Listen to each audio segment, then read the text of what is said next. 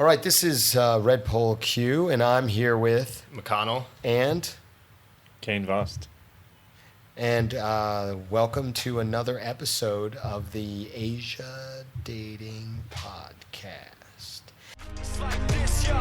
This is 10% luck, 20% skill, 15% concentrated power of will, 5% pleasure, 50% pain, and 100% reason to remember the name. This time we're going to follow up with what we talked about last time, a certain young lady and her polyamorific adventures. Yeah.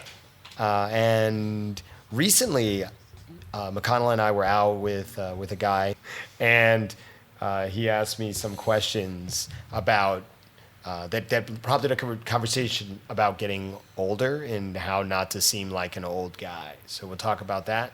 And I've got a question from one of you. So Maybe we can that'll be start pretty off with the exciting. question. Oh, you want to start off with the question? Yeah, sure. Why not? Okay. All right. Why not let it fly? Okay, so the question was a question I am particularly available to answer. We didn't get a name, so no humorous names this time around, unfortunately. Yeah, it's too bad. But the question from a listener was, what advice do you have about being a black male in Korea? I could also answer this question, but maybe I'll let you go first. Yeah, and if you have anything to add, Yeah. I'm sure you'll cover either- most of it, but maybe you'll leave something out. In which case, Maybe we should make this into a competition. Like, see which one of you can be the best black male. that's a good idea. Because you could like open chicks. You could McConnell be always like, talking about how small his dick is already puts him out of the running. Well, yeah, but I'll, McConnell, you can do the Spanish accent real well. You have to do like a hardcore black accent. that's Like, true. You Yeah, have to drop I'll practice ebonics that. and all that shit, and you have to tell chicks that you're black. Yeah, yeah. That'll go down really well. Pretty good. That'd be great. If you did that in Thailand, that'd be super funny. That'd be pretty funny. Yeah. Okay, so I've been a black male in Korea since 2001. Well, first of all, do you think it was a good choice to become a black male in Korea? Because I know, you were on the fence about it in 2001. That's true. That's true. But I flipped a coin, and it came up black. So there you go. And I just thought, hey, it's kind of like a role playing game. You just Right. Yeah. sometimes you pick things out because you want to see what it's like to live a certain way, and Yeah. other times you just randomize it and see what's gonna happen. And it just worked out really well in this case. So Yeah, I mean, there you go. I mean, and if it didn't, then I could Yeah. have just re-rolled my character. yeah.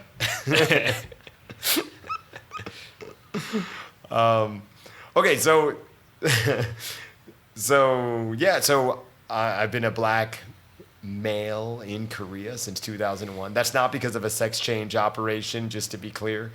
I was born both black and male, and I just kept it that way. Which may not be very popular these days. It may not be trendy, but that's how Traditionalist. it is. So yeah, actually, in terms of countries in Asia, Korea is one of the better places to be a black guy, I think. Korea and Japan are and Taiwan is all right too, but I think Korea and Japan are probably the best places to be black in Japan. I mean, black in, it's all. Korea is the best place to be black in Wow. Japan. Excellent answer. Okay, so yeah, so both are good. It seems like being black in China is okay too, but I think that probably Korea and Japan are better. Being black in Thailand is really shitty. I don't recommend doing that. Reroll your character. Yeah, reroll your character. In case anybody was wondering about whether we were cool when we were younger. Yeah. Now you know the answer. Yeah, so there isn't any particular advice for being black in Korea over being white in Korea, actually. Koreans are You're still just a enough. foreigner. Yeah, exactly. You're still just a foreigner. And I think Koreans are sophisticated enough that they know that skin color doesn't really mean much about who you are as a person, what your origins are, what your education levels are, what your wealth levels are, what your character is like, what your personality is like. That's pretty true of all developed, or most developed countries. I would Right, say. exactly. Especially in Asia. Right, exactly. Yeah. So that's why I think Japan is also a really good place to be. Okay, it's just a good place to be. Yeah. Black, white, Australian, doesn't matter. Especially Japanese. Yeah. So I don't have any particular advice except to say that if you feel like you experience any racism, then it's not much different than the racism that white people experience in Korea too.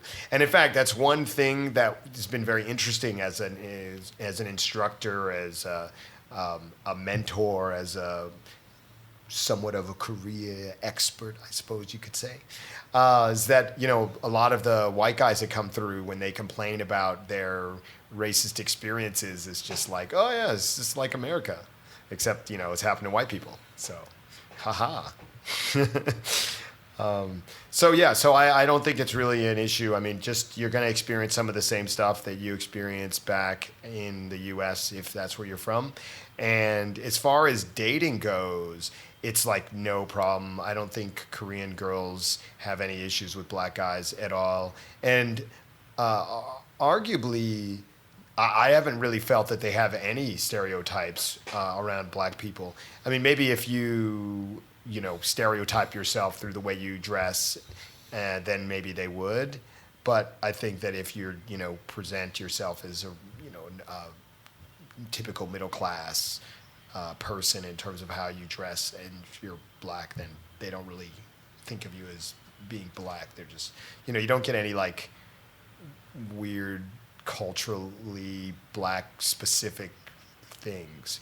Actually, I've gotten that more in Japan, where girls are like, oh, like, who's your favorite basketball player? Or things like that, even though I'm 163 centimeters. Well, that's why you have to have a favorite, because it's not yourself. Right, yeah. But, and in Korea, I don't think I've ever gotten any of those kinds of questions. So, although having said that, I don't know that I've gotten any of those questions in Japan since I learned pickup. Yeah. Controlling the conversation more. It's prevented that from happening. So, so that's what I would say. My advice is go out, approach lots of Korean girls. If you suck at that, then sign up for a boot camp with Pickup Asia. I will show up and I will show you how it's done. And yeah, just go out and meet lots of girls and have fun. And always wrap it up. Why does everybody laugh when I say that? I'm still laughing at the idea that the boot camp is going to be basically how to be black in Korea successfully. It's hard. How to be black in Korea successfully? Yeah. Absolutely. In my head, it was like, all right, boys, here's step one of being black. And then, I don't know, information. Well, I actually thought that a great idea for a seminar was how to be tall and white. And I thought Martin would teach it. And I thought it would be great because he could walk in and say, if anyone here was surprised when I walked in as the instructor, raise your hand. That would be great. So we're still working on that seminar. So it'll be on the newsletter for those of you, the schedule, how to be tall and white. We could teach how to be black and he could teach how to be white. That'd be really good. Right. I mean, that's the whole reason to have multiple instructors. They can teach their specialties. So, yeah. So there you go. I don't think there's much really to say about that, and thank God for that. Yeah. You know, if you learn pickup and you just do pickup properly in Korea, the fact that you're black will have zero impact, and certainly at least zero negative impact. You know, I guess there are things that you could use that would appeal to some girls more than others, but for the most part, just go out there, meet a lot of Korean girls, have fun, make us all jealous. Yeah. Man. Maybe we should make the move, man. Maybe we should make the move. Yep. Okay, great. So I think next up we have McConnell Yeah. to tell us about a very special situation. So he feels a little bit left out of this, but you know he's going to tell us about it. What did you say? Oh, feels a little left out. Yeah. So there is a girl that we met in here in Taiwan, and Red Bull Q actually had a very interesting interaction with her when we first met. Oh yeah. She was very emotionally distant, let's say, on the approach. But anyway, I approached this 2-set, and the girl who I'll be talking about, which is the one who is a bit emotionally distant from Red Bull Q, we can call HB Polly, or HB Wall, or HB Breakfast. Any of these? Do you want to take your pick, Red Bull Q? I guess HB Polly is the most PC term. Yeah, and also it's most relevant to our listeners. That's true. So we'll call her HB Polly. So anyway, she, shortly after we met her, I hung out with her a few times, and as part of as in a group, because her friend who I approached, you know, I was seeing her friend for quite some time, and so we would all hang out, you know, the three of us, or maybe, you know, a couple other friends as well, several times after that. Now, not long after we met, she was single at the time when I met her. HB Polly was single when we met her, and not long after that, she got a boyfriend. I was actually there for the first date. So momentous occasion. Yeah. Oh, maybe exactly. you can be the best man. Yeah, maybe. Yeah, I've seen, you know, from beginning to forever. The new beginning. Yeah, the new beginning. So anyway, they were dating, and I guess they, you know, everything was going well, and gradually their relationship started to open up. It was like, you know, China starting to trade with the outside world. You know, lots of cultural diffusion was happening. Anyway, they decided to have an open relationship. And well, it's not that they decided. She was kind of pushed into doing it, right? we don't really know, right? I mean, it seems like she was it seems like the guy was the primary one trying to push this. Now, Right. we don't know how true that was. Okay, but that's as she presented it Right, to our right. inside source. Yes. So he was pushing her to do it, and she was kind of like, I don't know. But anyway, she said she'd give it a try. Now, what happened is, and this is not, you know, not picking on them. This is what happens in this kind of relationship. I also knew a guy who I went to school with, and this exact same thing happened to him. You know, he started dating this girl, and then he pushed her to do the, you know, open relationship thing. And what ended up happening in both these situations is that the girl started having sex with a lot of guys, and he wasn't having sex with almost anyone. And I think, you know, you've also heard this story from other people. That's right. There's rumors Yeah. of this happening Yeah. to someone in our community. So yeah, you know, I think this is a very common situation, because it's a lot easier for girls to find guys to have sex with than it is for guys to find girls to have sex with.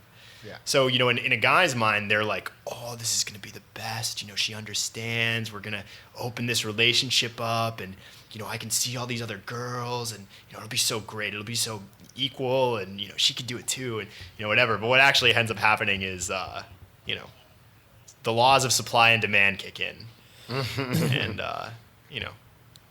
we're all slaves to economics. So anyway, she started seeing all these guys, and I guess he got upset about this. So he brought the issue up with her, and they made some rules around the relationship because it was just chaos. Yeah, there were several iterations. There were several iterations, but I believe the rules that they settled on, or the last version that we heard about, was they're not allowed to have sex with people in their bed. I guess they could do it at their house, but not in the bed. Okay. Right? And then they were like, if the girl had sex with, if her total number of other male partners was, let's say, 5, and the guy's number was 3, like he had sex with 3 girls and she had sex with 5 guys, then she wasn't allowed to have sex with any more guys until he caught up with her. So meaning their numbers had to be at 5, each at 5. Right. Before she could Then start passing the pussy around. Right. And vice versa, but I think anyway, in theory, vice versa. Right. So they had this rule because there was some jealousy, I guess, a little jealousy plot line going on. Right. And so what else do you want to talk about regarding this? Oh, I mean, this was brought up on the last podcast. Yeah, I'm trying to remember why did we bring it up on the last podcast? Or was there like some question? Like, was it a segue from another discussion? Or was there a question relating to this? Or Oh, because we were talking about girls managing multiple guys.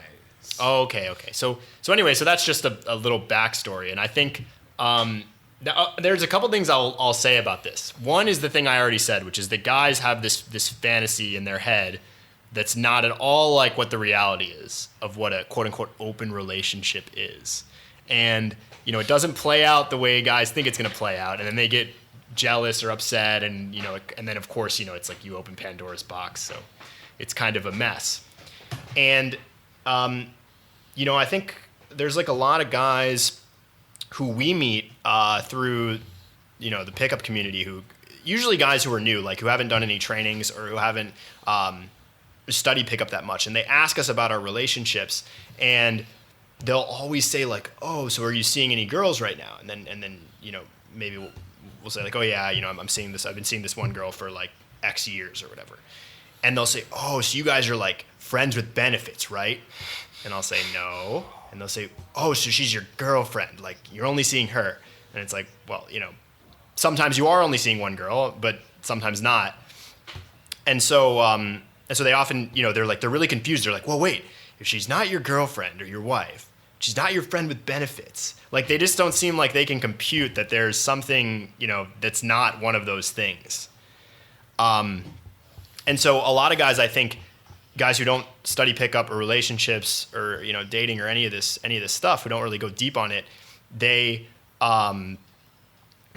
Red Bull Q is taking a bunch of pictures on his phone and it's distracting me. And he looks like he wants me to like pose for the camera, and I'm trying to have a serious discussion over here. Anyway, so you've always got to think about the gram.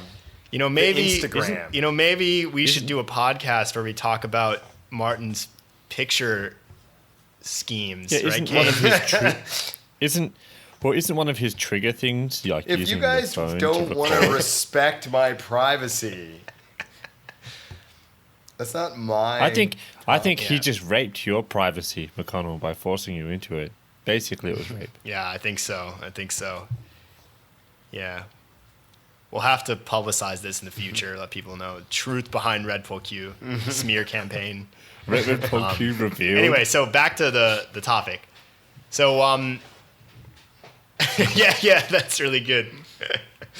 The unauthorized biography of Red Bull already Q. included in the Voodoo Skills program, okay? The dick, Look at him the dick trying pic to is like on smooth the it front of over. it.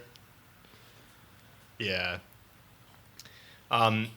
Okay, so back on topic. So a lot of guys they'll think there's like this dichotomy where it's either one or the other. It's either like a totally open relationship and no feelings involved, or it's just a totally exclusive relationship and that's that. And I think it's really hard to get guys to understand that there is middle ground. And the normal guy who hasn't studied any of this stuff, his kind of default thinking is like, oh, well, if I want to see multiple girls, I need to talk to my girlfriend about it. I need to talk to her about it. I need to tell her that that's what I want to do. And I need to make explicit, rules and boundaries so that I can do that. And I think part of the reason for this is because there's the polyamory movement in the West, which is, about having these kind of open relationships. And they always say, oh, you should talk to your partner about it and try to get them interested and, explain why you want to do it and have all these explicit discussions about it. And, that is certainly one way to do it, but... Yeah, can I just jump go in ahead. here real quick? And I think this is a really interesting perspective of Western culture. Western culture has this idea that if everybody just talks and explains their position, then everyone will come across as being very rational, and people will be able to will be able to understand each other and come to an agreement that everyone is happy and comfortable with. Now, I don't know exactly where this idea comes from. Maybe it's some Judeo-Christian thing or something. But anyway, it's a very interesting concept. And one of the things you learn when you come to Asia is that that's just not true. You can talk about how what you want and how you want to live, and there's other people that just don't want to live that way. And if you're going to get along, then oftentimes the best way to get along is not to throw that in their face, and rather than have constant discussions around it and constant negotiations. Yeah, and there's also this idea that if you want to do something, you have to get the other person's explicit approval on it, and that's not always true. And a lot of times people will be very, they'll allow you to do things in relationships, but they won't, want to lose face by having to give you explicit approval on it. Very true. So, there's any number of guys in our community who have long-term relationships where the girl has even said, I don't care what you do when you're out with, your friends or whatever, but, don't like make it obvious to me. Right. And so this actually reminds me of the don't ask, don't tell policy. Yeah, right. That was a big deal under Clinton. And people thought, oh, this is silly, people should be able to ask and talk about whether they're homosexual in the military. That's right. And it's more like guys were more comfortable kind of figuring it on their own and then just ignoring it, rather than knowing that there was an actual, like, a guy who was, because some people are really uncomfortable with homosexuality. They think that it's a sin or whatever, and if you have these people working together and they have to explicitly talk about this, it creates a lot of friction, and not the kind of friction that Yeah. Oh man, I'm getting in trouble. Yeah. Hold on. Are you saying that not so, everybody believes that? Are you saying that not everybody believes that God should punish the gays?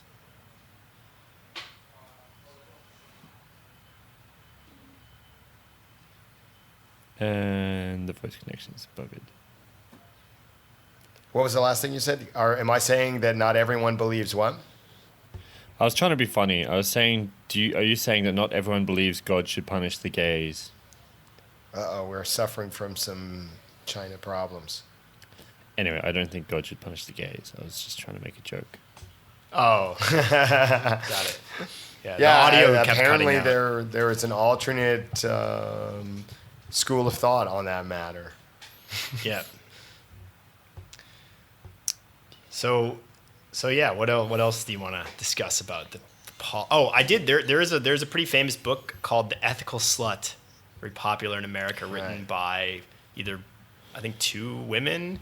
Yeah. And I read that I book. find kind of bizarre. Yeah, I read that book, and I didn't find it very useful personally. I also read Look at it. another book about polyamory called Opening Up, which I also found to be useless. What was the book? What did you see or get from the book in any way, McConnell? Because I've heard of it, but I've never read it.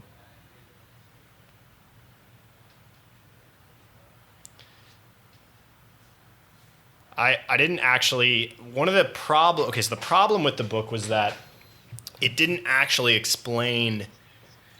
It didn't give you a very practical advice for how to, maintain to how to establish and maintain open relationships. And a lot of it was the kind of generic Western advice that's like you should talk to your partner and be very open with them, and you should like. They had some tips on how to manage your jealousy, and that was kind of interesting. I think probably like the biggest takeaway that I got from the book is that you might have this natural inclination to be jealous if your partner is like seeing somebody else or has other people on the side. And they basically said, well, look, you should, if they're actually enjoying that, then you should be happy that they're able to enjoy it and not be frustrated, not be angry or frustrated with them. And you should just be like, okay, well, if they're happy, and you love them or care about them, so you want them to be happy. And I think that piece of advice was pretty useful, especially after I read Mating in Captivity later, when they talk about how having those feelings is kind of a important part of managing your attraction levels in a long-term relationship. And how if there are other people on the side that aren't you, that's actually sometimes beneficial to the relationship staying stable and functional. So that was probably the biggest takeaway I got from that book. I don't really remember that much. There wasn't that much else that I found useful. That was the main takeaway I got from Opening Up too. Yeah. So that feeling of enjoying your partner, enjoying somebody else is called compersion. That's right, yeah. And so in Opening Up, they talk about that. And so I'd never heard that word before. And so that was a useful framework to have in mind. And and it's interesting because this is one of those things that logically you can know is correct, but it can be quite difficult to do.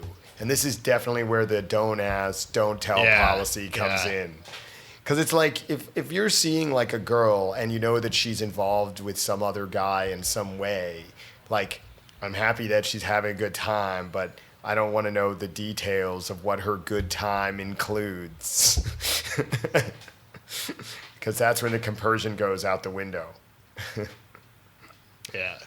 Although in the West, this is like something they advise. And obviously there are some people who get off on this. Yeah.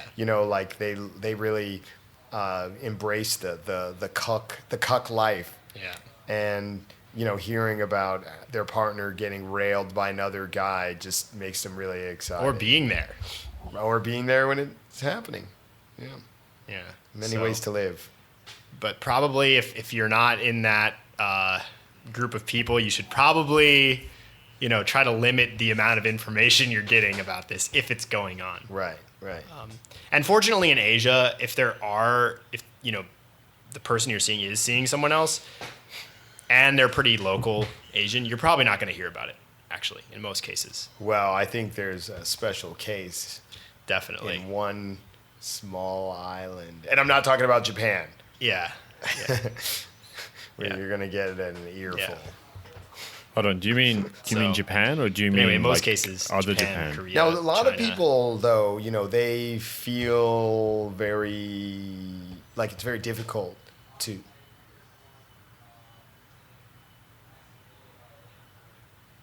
I mean Taiwan.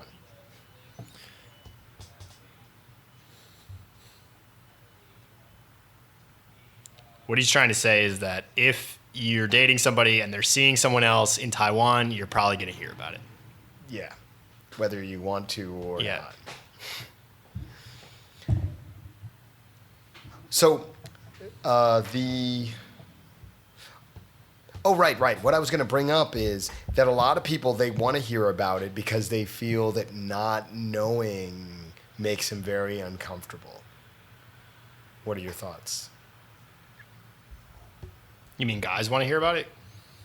Yeah, what perspective are you talking from, I guess? I think it's mostly girls because, as Eddie Murphy pointed out, Yeah. when a girl is off with doing something else, the guy's like, oh shit, I'm gonna get some pussy, some strange. But when it comes to, I think it's girls that are, and guys have that ego swag that makes them just go, yeah, whatever. I mean, no one's got a better dick than me, right, McConnell? That's how McConnell rolls. If my life would be a lot easier. So McConnell had to start a whole new career just to prove to himself that he has what it takes. It's like that to guy, satisfy a woman. You know that guy who got Well, his that's dick cut probably off? because Bobbitt. that's probably That's John right. Bobbitt. That's right. Yeah. You're gonna do that? McConnell was probably. No, I'm not planning on getting my dick cut off. Oh, I don't think anybody. Oh, actually, I guess quite a lot of people.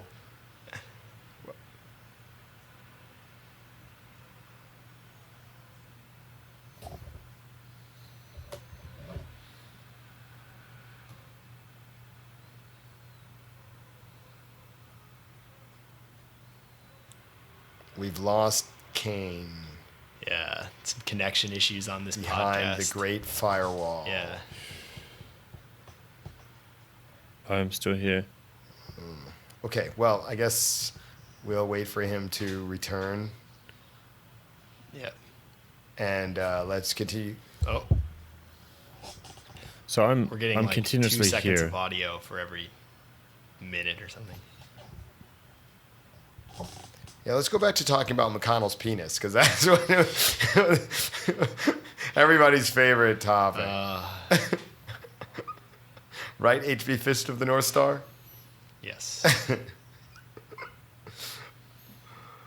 Okay, so what's your thoughts about? Yeah, I think girls, they have this thing where they want to know because they want to know, but they actually, a lot of Asian girls anyway, they also don't want to know because they know it's going to cause problems for the relationship, and so they have this kind of like pull in 2 directions where they're like, I want to know all the truth, and then if they know, it's going to be a disaster or it's going to really upset them or. What's ironic is it sets them either way. If they hear about how you treat the other girl badly, then they feel like sad for the other girl. And then if they find out that you treat her well, they feel bad because then they're not special. Yeah. Oh, I think he's back. That's the worst part. There he is. That's the worst part.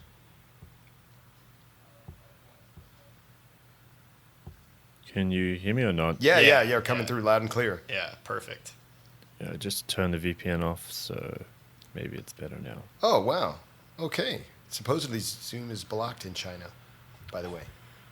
Yeah, you need to turn it on to get Zoom on, and I wasn't sure if it was going to keep working with it off. So anyway. Oh, lovely. Lovely. And your video is much clearer, crystal too. clear. Right. We're getting all the shine we can handle. Okay. All right. So did you had some comments or questions or? I was just going to say that you are probably responsible for thrusting young McConnell down the dark path of penis proving. That's right. By dick picking him. Yeah, that's right. Probably made him traumatized, insecure, and I don't know, unbalanced. If you're ever with Red Bull Q and he takes his phone out, look the other way. Run, just fucking run. Yeah. Bad idea. I agree. It's best not to be looking over my shoulder. He's trying to do the reverse psychology. Well, after the last seminar, the red pill philosopher accused me of using NLP tactics to reframe his terrible beliefs. I don't know what he's talking about because everybody knows NLP doesn't work.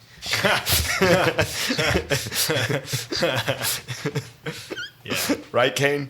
Now tapping on the other. Exactly. Emotional freedom technique. Now that's a real science.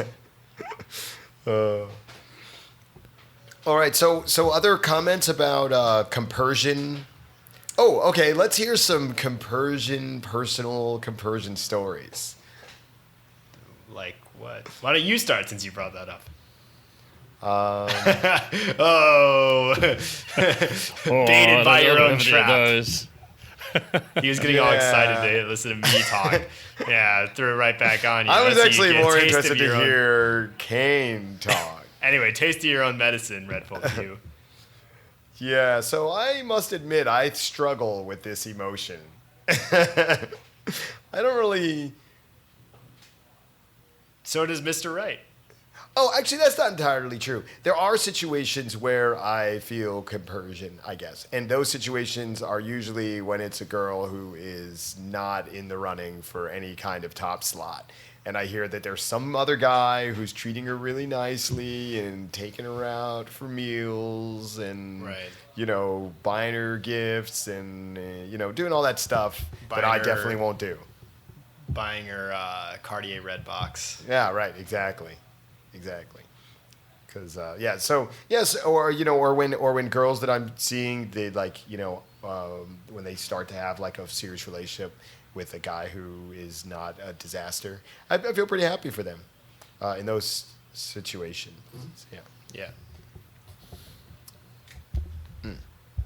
And I always hope that that their future goes well for them. So I think that's the only situation when I feel that way. All right. So who's up next? Adventures in Compersion. Kane? I don't really know what I have to share about compersion, actually. Well, Clearly I didn't Red Bull Q know. does. I didn't know what I had to share either, but I searched. Kane, be careful. He's trying to back you into a corner. Be really careful. Yeah, but I you just had a want to thing have where an entertaining podcast for our audience. For those of you who don't you know, had a thing. Pickup Asia isn't had actually a- a company. It's just a vehicle for Red Bull Q to make fun of us. That's not true. That's not true at all. You had a thing. You had a thing where you re-rolled your character into a Frenchman for like a week. Oh, that's really good. Yeah, you know, Red Bull Q claims he never re-rolled since 2001 in Korea when he became black, but that's actually not true. A great exercise in compersion. So, Kane, I'm sure you have some compersionific stories. Can you give me a suggestion on what you're saying I should talk about? Yeah, I guess, you know, you've had. Let me think. Okay, I'm sure. Kane, why must don't you have share had- the most embarrassing stories from your childhood with us? That would be great.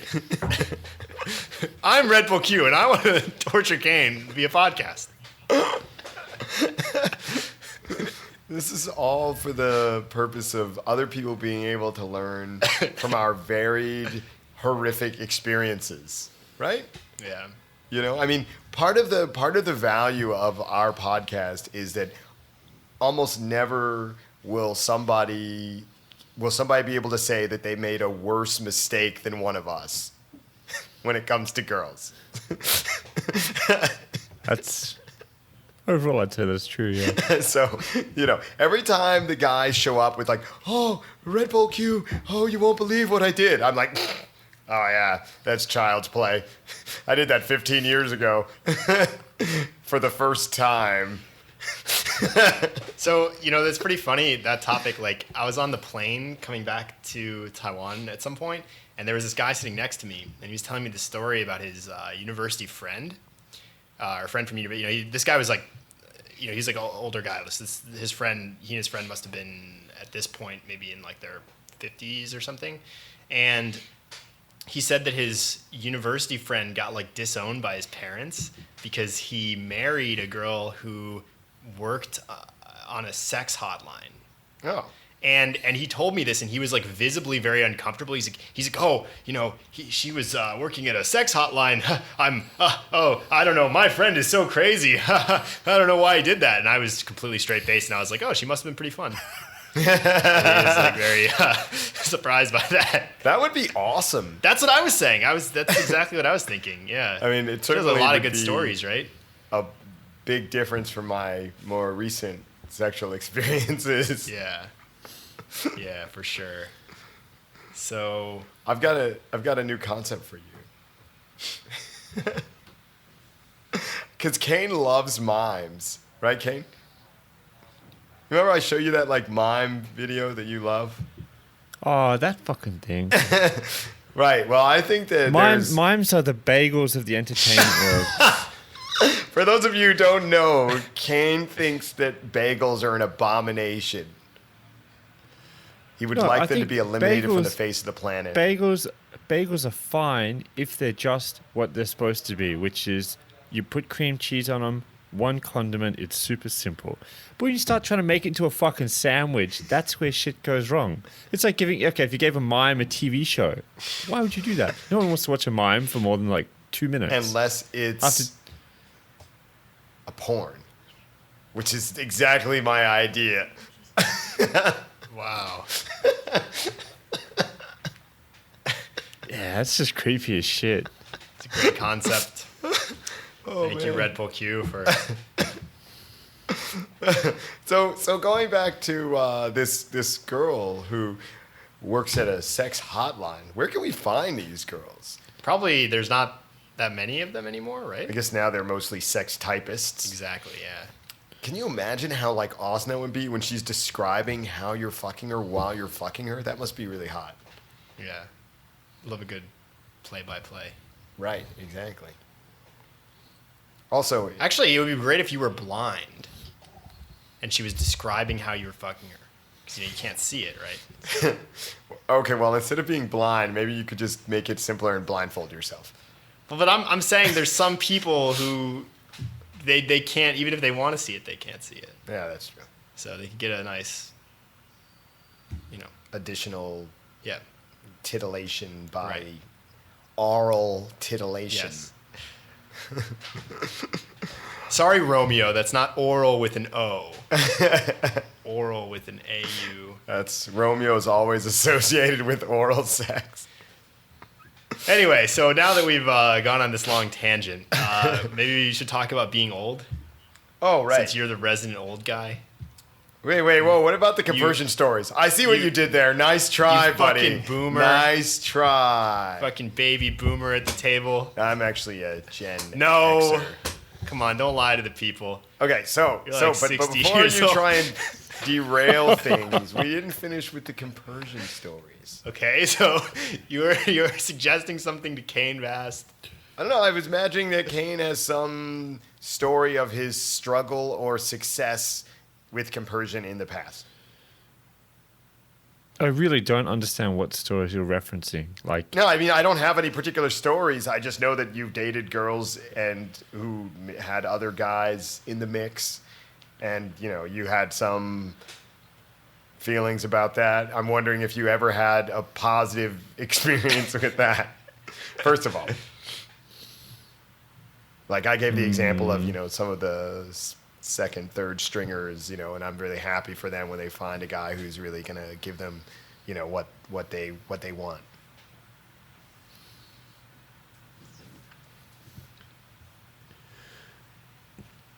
let me think about it for a bit. Okay, what about McConnell? I'm happy. I think I'm happy for HP Fist of the North Star. I don't know if she actually found somebody who will deal with her. What about HB Ladyboy? Would you feel compersion for her? Yeah, definitely. Yeah. Okay. I think I'd feel very. And she's getting that young, Yeah, that Xiaoshen robe. that's right. Oh, by the way, just for those of you who don't know, HB Ladyboy is not actually Ladyboy. right. So, yeah, in case you're wondering, I mentioned this on the last podcast, I think. But, Yeah, but it's probably worth yeah, re-mentioning. Yeah, just FYI. Yeah. But yes, Because, I I would mean- feel compersion for her to find somebody who could really deliver the goods.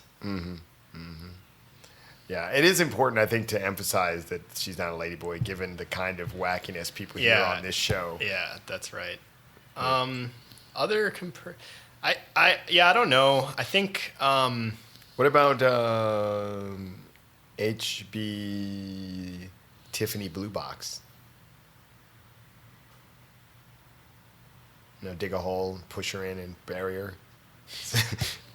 More what you think she deserves. I don't know. It's difficult because I think like when she was away, when she was like, living abroad, I kind of, I like wanted her to have positive dating experience, which I guess didn't happen, of course. Yeah, in fact, she just got ruined. Right. So, my feeling is always like in theory it would be great, but in practice it's like, there's so few guys who I think are really high quality. Probably I think that's how I actually feel is that yeah, in theory it would be great if they could have positive experiences elsewhere. But the reality is that if you ask girls, how many guys are like good in bed, for instance, it's like 10% or less. And that's just that's just on one area, right? The sexual area. And then there's like all these other things that they could be bad at. So yeah, mostly I'm just sort of skeptical of the quality of guys that girls would find. And with good reason. Yeah.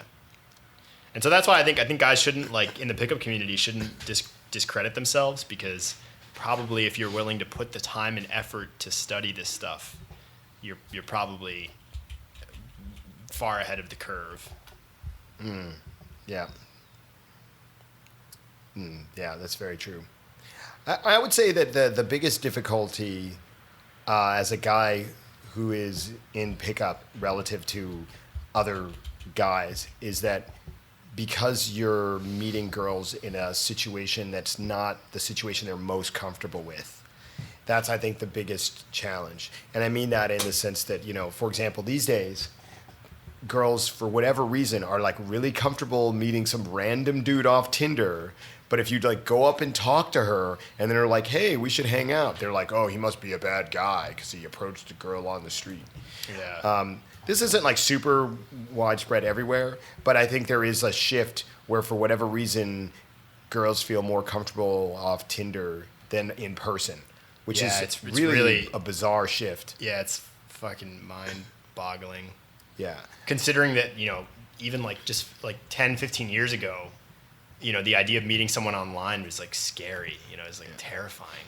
This shift hasn't happened in Japan so much. Yeah, that's true. And even Korea, I think it's we don't really not know, as much, but more than it seems that Yeah. people do it Yeah. more Yeah. than. But than in apparently Japan. Tinder just launched some marketing campaign in Japan. They're like trying to like grow the market.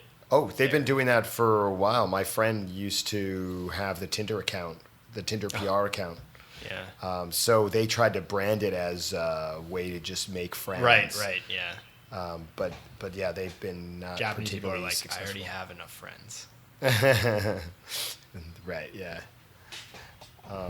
So anyway, but I think that's kind of one of the more difficult things about pickup these days is that you're basically meeting girls outside of a context that they feel like comfortable. So it seems that there's like a new thing where girls are only comfortable interacting with guys that they've decided to interact with.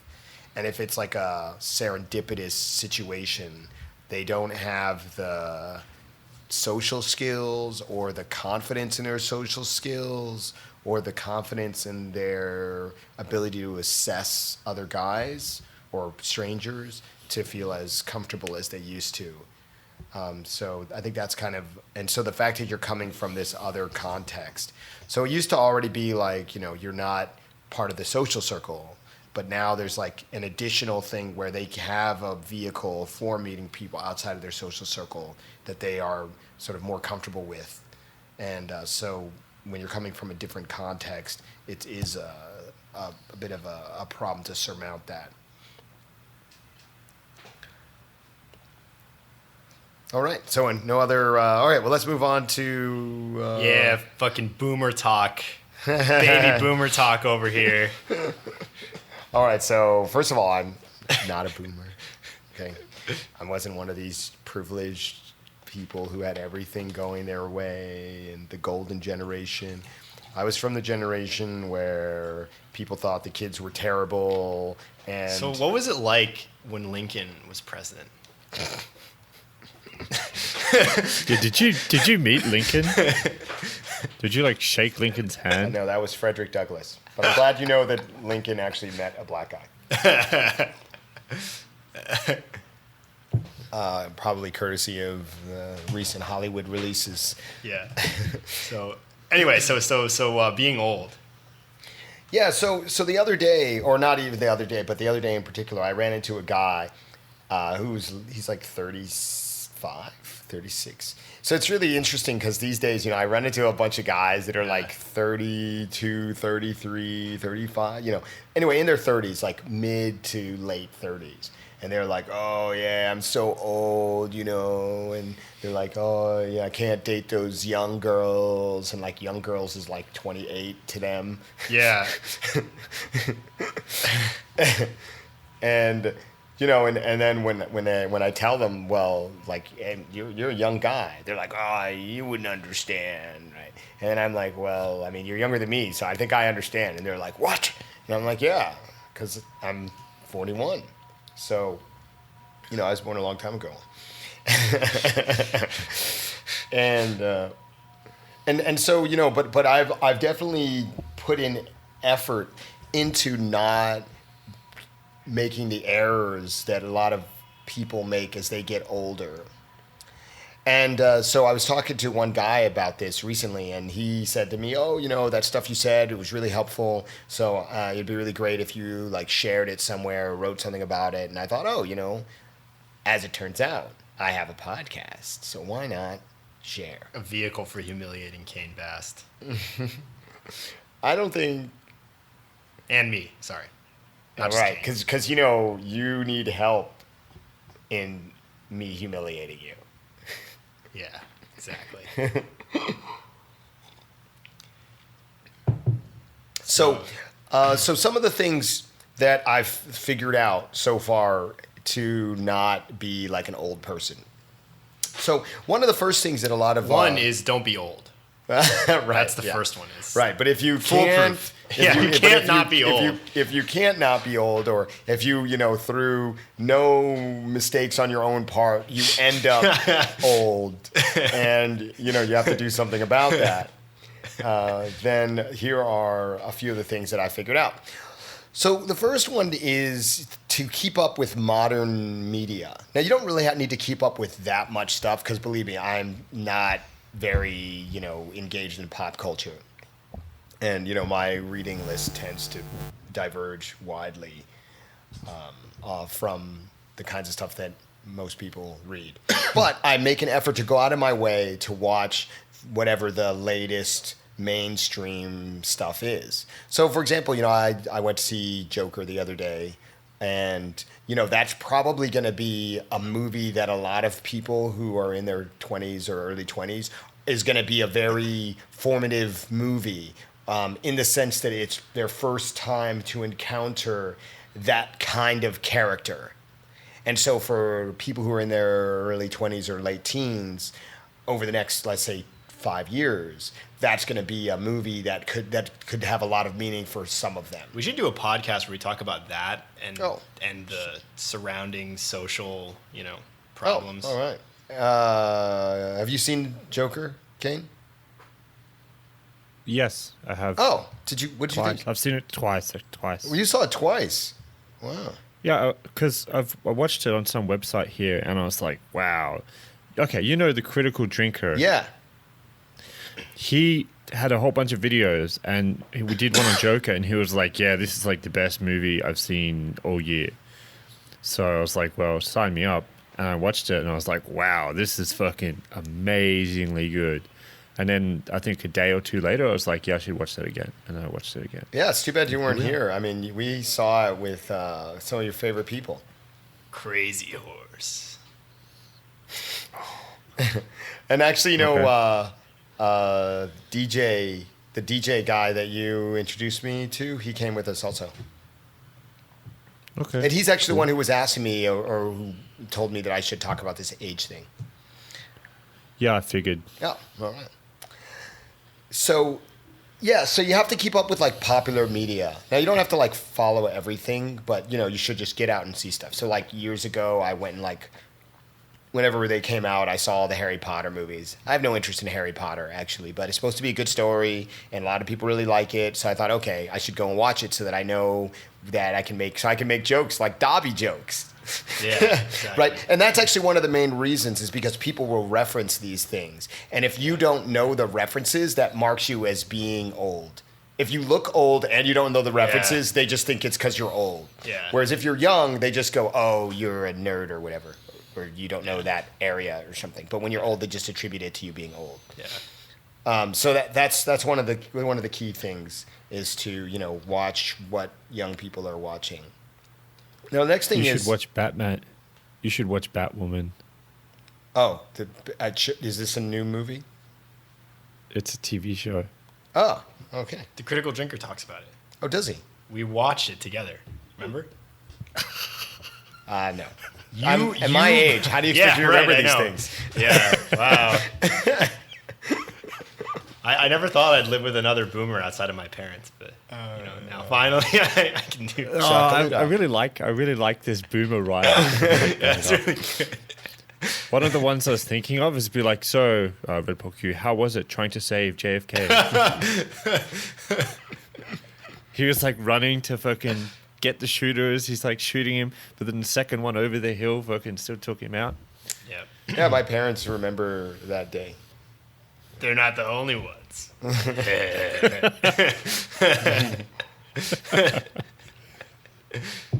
So the second thing is not to always make comparisons between what is new and what you saw when you were growing up. That's a really important one. So critics do this all the time. So for example, right when Joker came out, or now that Joker's out, people have been comparing it to like Taxi Driver. And there's nothing wrong with comparing it to Taxi Driver, but the problem is this sense that whatever you saw must definitely be better, which is kind of ridiculous because when you think about the progress of media, the way it works is that the new media incorporates the old media into it.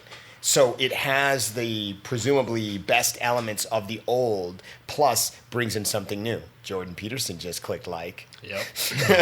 So don't try and be stuck in what was cool like 200 years ago. Right, exactly. And the thing is that's really funny is that those when people reference like Taxi Driver, for example, that is something that also came from the past, but because they weren't exposed to that, they think Taxi Driver is all new and super special and spectacular. But, really, I'm sure that there were plenty of people back then who went, well, this is just like blah, blah, blah, blah, and he stole this from this, and he took this from the other, and it's like, yeah, and thank God for that. Yeah. So looking at media in its own, or taking it for its own value, rather than always comparing it to something else in the past and thinking of whatever was in the past as being better simply because it affected you more strongly. Or the classic one is people saying, the Beatles were the best. What is all this music you young people are listening to? Yeah, right. It's like, okay, enjoy the Beatles, fine, but enjoy what people are making now too. Yeah, I mean, it's kind of the same as being all stuck and going like, whoa, this like mystery was the original thing. It's the best. I mean, all this new stuff is just not very good. Nice one, Kane. Yeah. I don't have a problem with the new stuff. I have a problem with them pretending that they made the shit all up themselves. This is so and good. Mystery had nothing to do with it. I knew this would hit well. This fucking guy. Do I need to cue the gotcha thing again? Yeah. Anyway. So that's the other thing. I mean, I do recognize the new stuff for its merits. Making money. I mean, that's what it does. It does. Its appeal to the mainstream audience, its ability to penetrate in a much wider a much wider array Nice of Freudian people. language. Nice Freudian Yeah. language. Penetration. Yeah. Well, I think we all know that Tyler is all about the penetration, right? I think we'd all agree. Yeah, so that's the second thing. The third thing is to update and change your style. Like, I mean, I'm pretty, so I have a pretty standard style, but even my own standard style, I make deviations, even though, I don't really like to. I do it anyway. So, there was a period of time for like, I don't know, probably like 10 years or something, I didn't wear jeans ever. And, now I wear jeans much more often. Yeah, this is before your time, because I stopped doing that in like 2006, I think. I started wearing jeans. It's a really weird rule. Why were you against jeans? No, I wasn't against jeans exactly. It was, because I went to a school where we weren't allowed to wear jeans, so I just wasn't used to wearing jeans. And That makes sense. So then it was just like, oh, I guess I could try wearing jeans now. Yeah, that's kind of how it worked. And so, and recently, I've started wearing sneakers more because I didn't wear sneakers for a long time. So, yeah. Updating, embracing, trying out new things. That's very important. One other thing I think is worth mentioning here, and this is something that actually I think. Anyway, one other thing that's worth mentioning here would be staying up to date with current trends and technology. Yeah. So, like, not being able to use Instagram and not really knowing how it works immediately would slot you as being like Facebook era kind of mum and dad old. Yeah, totally agree with that. I think it's really important that when, something new comes out that people are using, download it, get on it, try it out, see how it works. I mean, you don't have to be like an avid user, but you should have some idea of what's going on with it. Yeah. So, I'm hip, I'm with it.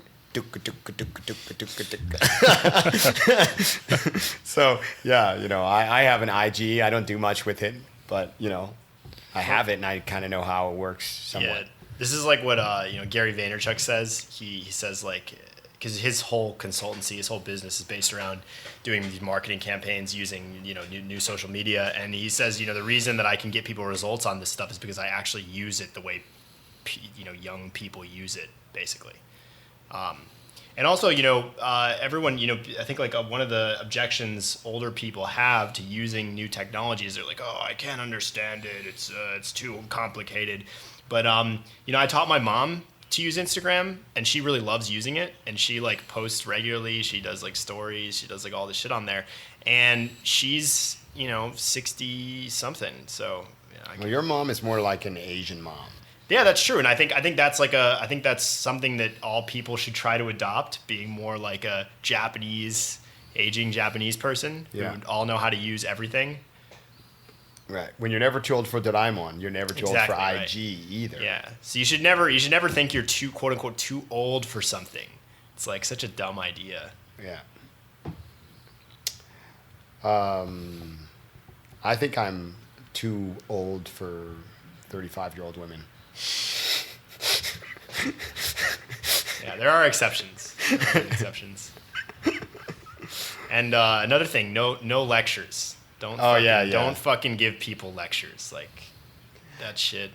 Yeah, there's this thing where people have their own personal weaknesses that they have to struggle through and that are the main bottleneck in their own life.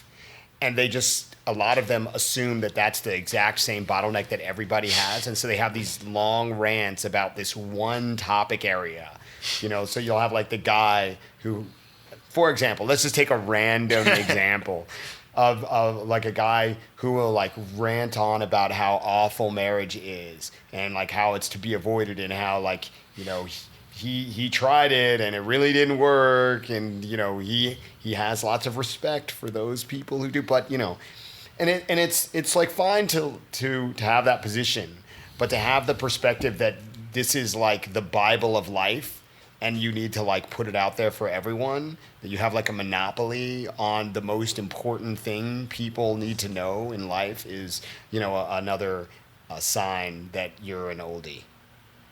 So not having more balanced perspectives, I guess, is the way to think of it. Yeah. And also, no one likes listening to that fucking shit. Like, just be a normal person. Have like a normal conversation. Yeah, I mean, I think one of the best ways to combat this is instead of talking about things in absolutes, talk about the trade-offs. And also, sharing like your personal experience with it rather than saying this is the way. As a global thing. Yeah. I wanted to go back to this technology thing because I think that this is one of the best examples of how it's so easy for people to not respect you as you're older. Because for them, let's use the Instagram example. Instagram is so easy to use. The fact that you can't use it means that you must be a fucking idiot. And like people miss this. And so they don't realize, they go, why don't these kids listen to me? It's like when I was a kid, my parents were like, wow, why don't they? And as a kid, you're like, well, my parents can't even program the VCR. You guys know what that is. They can't even program the VCR so they can record a TV show. So like, how could I trust their knowledge on like something else that's far more complex than that? Exactly. So you're saying that basically them not having current era competency makes people not respect them as much. Therefore, all the other stuff they say or do isn't taken in as useful. Exactly. And that's especially dangerous when you're a kid because you can't see the nuance of, getting old and all that. You just see like, okay, well, this must mean that they're incompetent in other areas. Right.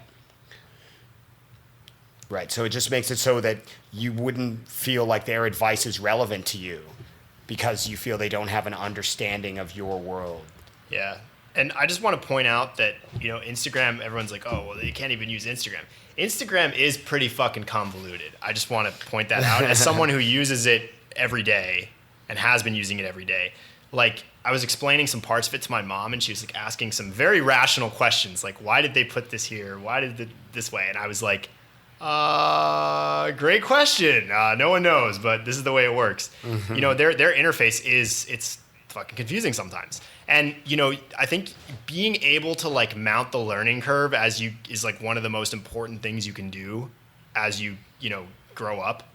Because basically your ability to handle a learning curve is like one of the most important things for success in anything. So if you're not even willing to like learn some smartphone application, it's like, it's not very. And actually, this is something that reminds me of I was home trying to teach my parents how to use like an iPhone. Yeah. And what's interesting is that, when the iPhone first came out, it was a lot simpler to use. And then things become convention. And so then there's not like tutorials around these basic functions anymore. Because everyone grew up using them. Right. So what happens is that if you wait until the technology is more developed, which is a lot of people, that's their strategy. They're like, well, I don't want to fuck with this new stuff. I'll wait till it's more developed. But then when it's developed, it's really complicated. Whereas if you just started, using it when it first came out, then, you're ramping up your knowledge and you're bootstrapping it in a way that makes it a lot easier. Now, obviously, when you're a kid and that's all you know, it's not as much of a problem because you don't have any other frame of reference. So you could just play with it and figure it out and it's fine. But as McConnell was just talking about with his mom, where she's like, wait, but that doesn't make any sense. And it's like, well, the only reason she knows it doesn't make any sense is because she has points of comparison with things that do make sense. Right. But if, so that's kind of the other problem. So, I think also for me, I opened my IG account in like 2012 or something.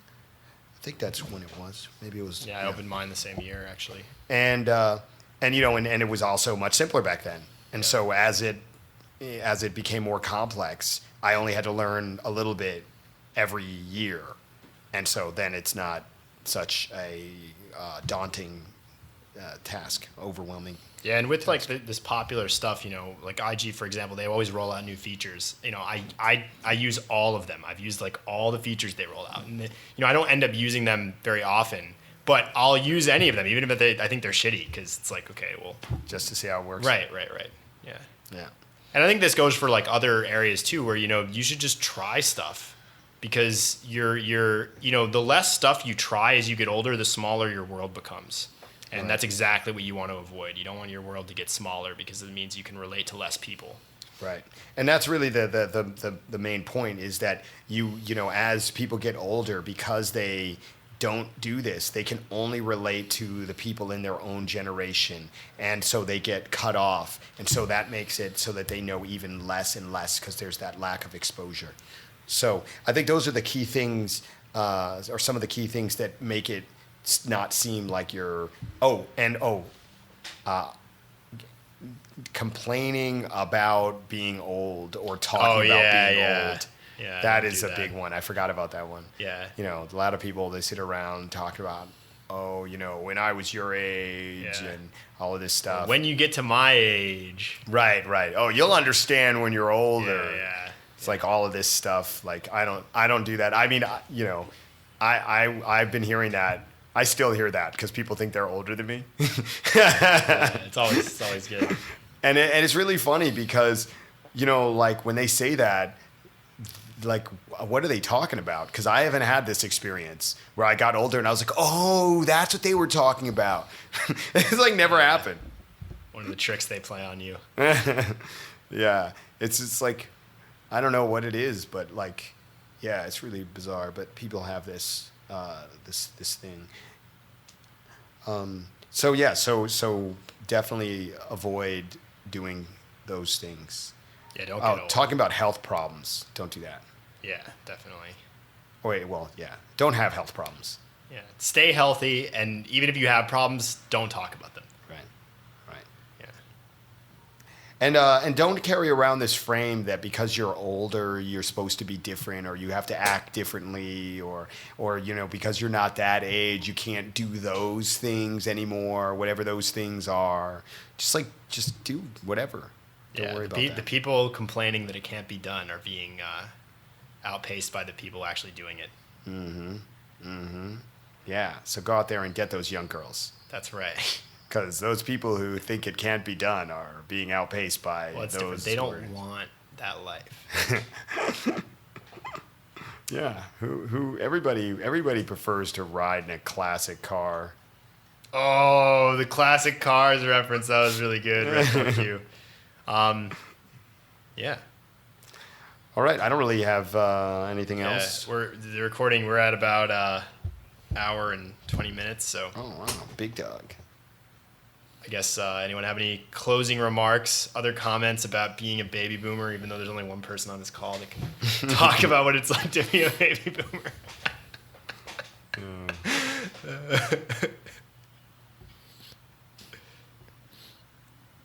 Not really. Not much else to add to the baby boomer conversation. I think that we can do another podcast about growing up in the 50s. I'm 41. Come over. I'll drink the blood. Do you know this Louis C.K. bit? Well, we'll link it in the. Yeah, we'll link it. But he. Is this from the 50s? No, Probably. But he's talking about how like when you're an old guy, you're just really nasty in bed.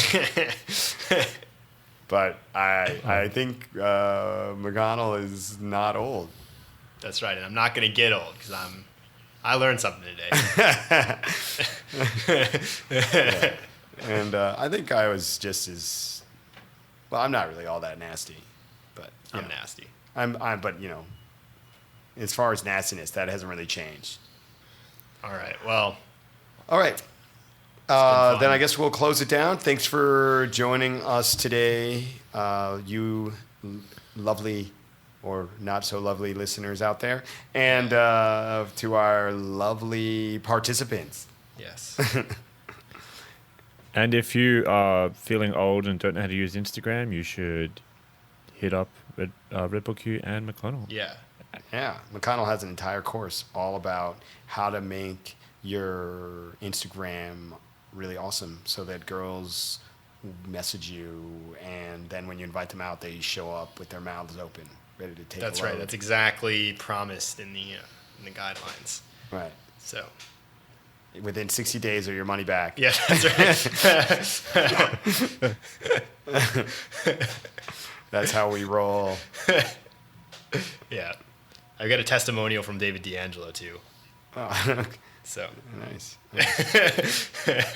How to take great Instagram pictures at Burning Man. yeah, exactly. Okay. All right, great. Well, we'll catch you guys later, and bye-bye. Bye-bye.